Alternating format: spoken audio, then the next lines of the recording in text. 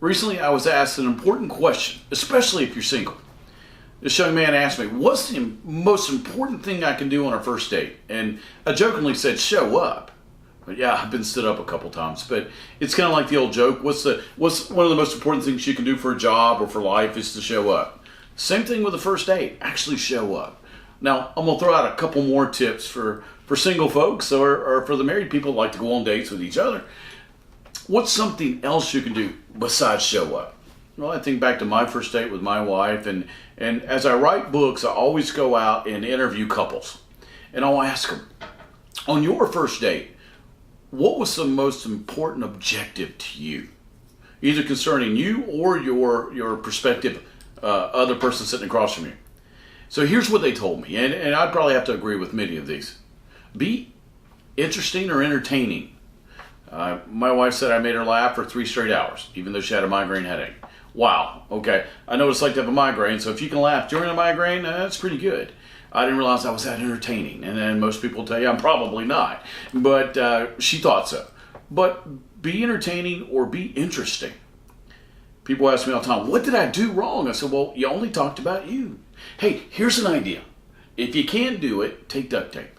Put it across your mouth so you ask a question. Tell me a little bit about yourself. And then put the duct tape on. That way you don't interrupt them and you actually listen to what they're saying. Remember, a first date's a job interview. A lot of times it's coffee. These days, back in my day, oh boy, dating myself, it was dinner probably or a quick lunch. But it was a time to interview the other person and see, okay, we got a little something in common. They're attractive. There's somebody that seems interesting. Maybe I want to do a second date. And if that works out well, I'll do a third, fourth, and fifth. Same thing in a job interview. You just get to know the person on a surface level. You check their W-2s if it's a sales job. And you make sure they are who they say they are on the resume. Now, I realize that we can be so much cooler online now, but eventually you got to meet people. So when you get there, show up, be entertaining or interesting. Then make sure you ask questions that are pertinent to your life. Remember, we're probably, not in all instances, we're probably going to marry the people we go out with. So if we go out with them, and we go out with them again, and we go out with them again, there's an opportunity there to fall in love, have an expectation of love, and maybe an expectation of marriage, and eventually get married. Well, since if you can read any business report, I guess the biggest determining factor in success of life is marriage. Why? Well, it involves money, sex, love, children, everything that revolves around society, you name it. Again, you can look this up on the internet anytime you want to.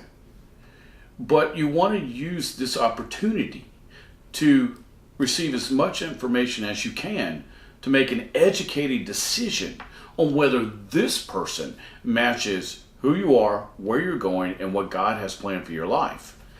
Just because they look good, just because they smell good, just because they sound good, just because they're funny, doesn't mean anything. Do they match exactly what it is you want out of your life? And better yet, do they match what God's asked you to do? My criteria for a date, so many years ago, was I wanted them to know who they were, where they were going, what it is they wanted out of life, and what God had asked them to do. Okay, those are my big 4.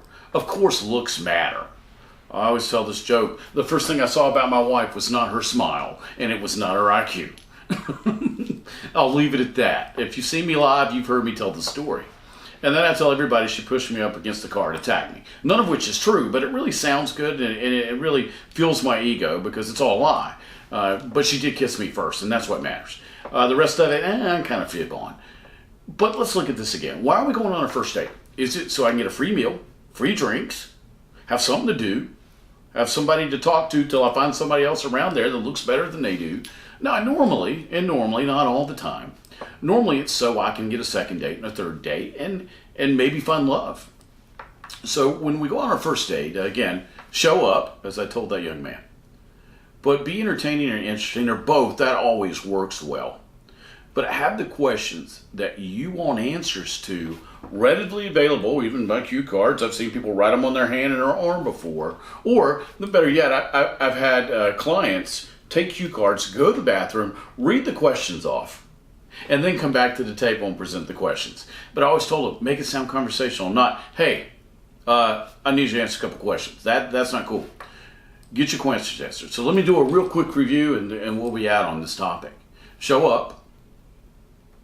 Okay. Be entertaining and be interesting and interested in them. And then have your questions. So if you'll notice, I didn't talk about appearance yet. Well, that goes without saying. I hope. Again, I know not all, but some. I just went with that because I took that for granted. But get your questions answered. So many times I get contacted either on radio or I'll be out, and people will say, I wish I had done.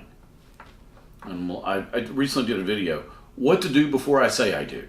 Well, before you can say I do, you got to go on the first date. And on the first date, you might want to get all this information that you need to receive in order to do a second date. I'm just saying. It's what I did. I know it works. Is it the end-all, be-all? Did I solve every problem you're going to have on our first date? Absolutely not. That wasn't the goal. I'm just throwing out 3 things. There's probably 100. Again, the internet's got endless amounts of websites and resources and books if you want to go that way too. But this was just, again, a conversation starter for us. Now, if you got any questions, and I do dating, marriage, products. I've got a new book coming out on dating, actually, either this year or later next year. But if you have any questions or comments or concerns or things you want me to talk about, go by my website, send me an email, scotferrell.com, ScotFerrell.com. Take care.